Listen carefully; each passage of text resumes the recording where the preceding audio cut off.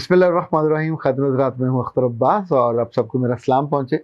आज तक आपने ये कभी नहीं सुना होगा कि शादी के मौके पे दुल्हन ने मेकअप किया हुआ था और दूल्हा का जब मेकअप उतरा तो अंदर से काला खलोटा निकला। ऐसा कभी लतीफ़ा नहीं होगा। लड़कियों के लिए वाक़यात जगह जगह, गाँव में, नवाही बस्तियों में, बड़े शहरों में और मेट्रोपॉलिटन शहरों, हर जगह ये ऑफ एंड ऑन वाक़यात होते जा रहे हैं। मेकअप से इतनी खूबसूरती आ जाती है, ये पूरा चेहरा ही बदल जाता है, यानी पूरे वो टोन्स बदल जाते हैं, पूरी शेप बदल जाती है और लड़के वाले देख के एक दफ़ा तो वो सहर में मुब्तला हो जाते हैं। लेकिन पहले तो हम सोचते थे शायद ऐसा कहानियों में होता होगा कि जब असल में देखा तो खौफज़दा हो गए, डर गए। अच्छा, ये मेकअप लड़के को डराने के लिए नहीं किया जाता, लेकिन जब ये उतर जाता है तो ज़ाहिर है फिर बेचारा डरने लगता है।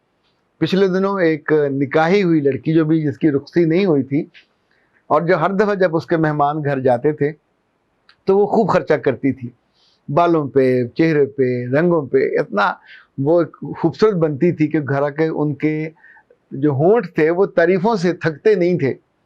लेकिन कुछ देर पहले वो उनके घर में कोई अजीज़ा फौत हो गई तो लड़की वालों की तरफ से वो उसके माँ बाप और लड़की, ज़ाहिर है एक मुरव्वत में और लिहाज में होता है कि रिश्ता बने तो ताज़ियत के लिए आए। अच्छा, जब वो वहाँ पहुँचे तो कुछ देर के बाद लड़के के भाई को किसी ने कहा कि तुम्हारी भाभी आई है, तुमने सलाम नहीं किया। अब वो खड़ा अपनी भाभी को ढूंढ रहा है, देयर इज नो भाभी। फिर छोटी बहन को बुलाया गया कि भाभी आई हुई है, सलाम नहीं किया। वो भी भाभी को ढूंढ रही है।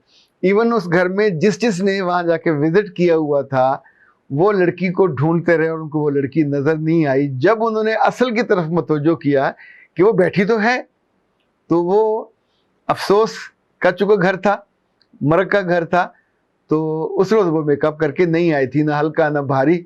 नतीजतन लिटरली वो जो बता रहे थे तफसील कि वो उसको उनमें से कोई एक भी, ना बच्चा, ना बड़ा, ना खातून, ना मर्द, पहचान भी नहीं पाया, इतना फ़र्क था। अच्छा, जो ही लड़के को उन्होंने बताया उसके बारे में तफसीलात, तो उसने तो एक लम्हे से पहले ही इनकार कर दिया। उसने कहा कि मैं डरने के लिए शादी थोड़ी कर रहा हूँ कि पहले जब मैं घर आया करूँ, बाहर रुका करूँ, फिर अंदर मैसेज आया करे कि मियाँ सब आ गए हैं और अपना मेकअप कर लीजिए, तैयार हो लें, फिर वो अपनी शक्ल बनाए, फिर मैं उसको देखूँ तो ये शक्ल कितने घंटे की होगी। जब मैं कभी अचानक घर आ जाया करूँ तो मैं फिर डरा करूँगा कि ये कौन है यहाँ बैठी हुई, मेरी बीवी कहाँ गई, तो मैं इसके साथ। ये मुमकिन है आपको थोड़ा मुबालगा लगे, लेकिन जिसकी ज़िंदगी में जो वाक़या हुआ था वो बेचारा उस परेशानी के सहारा, आपके फिर स्ट्रेस भी बढ़ती है, आपके दिल पे बोझ होता है, तकलीफ़ होती है कि ये मेरे साथ क्या हुआ, धोखा मुझे क्यों किया। मुझे कई ख़वातीन ने और कई हज़रात ने ऐसे फ़ोन करते हैं, मैसेजेस करते हैं, पूछते हैं कि दुल्हन की जो खूबसूरती है वैसी खूबसूरती हमारी आम ज़िंदगी में क्यों नहीं हो सकती। कुछ ने कहा हम दुल्हन बनी थी इतने साल पहले, हम अब भी खूबसूरत लगना चाहते हैं, बनना चाहते हैं, तो दुल्हन जैसा चेहरा हमारा कैसा बने। तो मैंने फिर डॉक्टर साहब से भी रब्ता किया, कुछ इधर उधर से पढ़ा, तो कुछ ऐसी चीज़ें आपके लिए ढूंढी हैं जो आपके काम आ सकती हैं। याद रखिएगा कि जिन लड़कियों ने भी अपने चेहरे को, ये लड़कों के लिए भी है लड़कियों के लिए भी, वो चाहती हैं कि उनका चेहरा ग्लो करे। दुल्हन का चेहरा ग्लो करता है, बाकियों के चेहरे बिल्कुल बुझे हुए होते हैं, यानी फीके फीके से।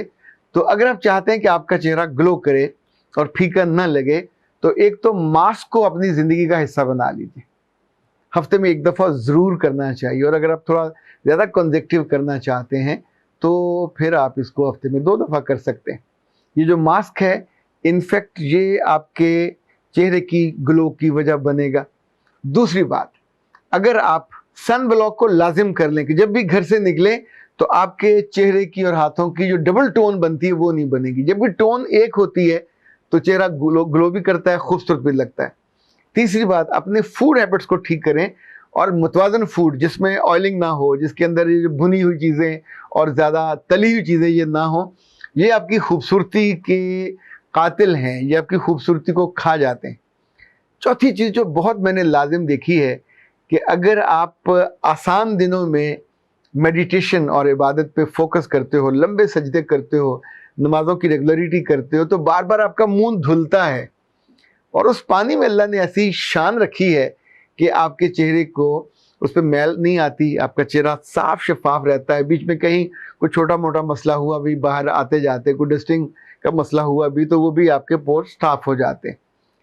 ये जो मेडिटेशन है एक तो आपके ईमान का हिस्सा है, लेकिन इससे ज़्यादा आपकी खूबसूरती, और ऐसी ख़वातीन को अगर आपने देखा हो कि जो इबादत में दिल लगाती हैं, उनके चेहरे पे एक अजीब तरह का पुरलुत्फ नूर होता है। ये चीज़ें एक्सरसाइज कम करें या ज़्यादा करें, वॉक पर एक्सरसाइज घर में इसको अपना मामूल बनाइए।